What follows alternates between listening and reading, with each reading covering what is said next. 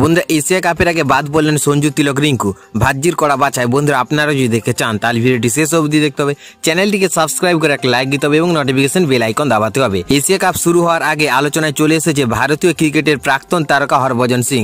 Board এখনো Asia কাপের official দল ঘোষণা করেনি, তবে তার আগে নিজের পছন্দের ভারতীয় দল বেছে নিয়েছে ভাজ্জি, আর সেখানে বাদ পড়ে গিয়েছে সঞ্জু স্যামসন, রিঙ্কু সিং এবং তিলক বর্মার মতো প্রতিভাবান ক্রিকেটাররা। হরভজনের দলে জায়গা পেয়েছেন শুভমন গিল, যশস্বী জয়সওয়াল, শ্রেয়াস আয়ার এবং কে রাহুলের মতো তারকারা। উইকেট কিপারের ক্ষেত্রে সঞ্জুর বদলে ভাজ্জি রেখেছেন ঋষভ পান্ত অথবা কে রাহুলকে।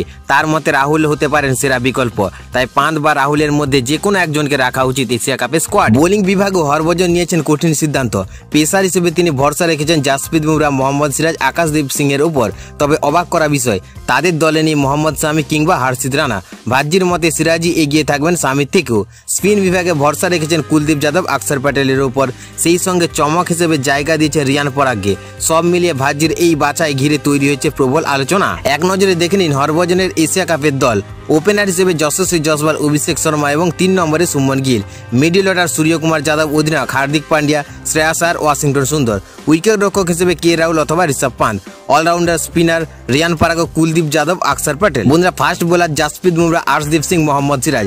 আগামী 19 আগস্ট এশিয়া কাপের জন্য ভারতীয় দল ঘোষণা করতে পারে বিসিসিআই। বলে রাখি এশিয়া কাপের মঞ্চে ভারতের প্রথম ম্যাচ রয়েছে 10 সেপ্টেম্বর। এদিকে সংযুক্ত আরব আমির শাহির বিরুদ্ধে আক্রমণ শানাবে ভারতের ছেলেরা।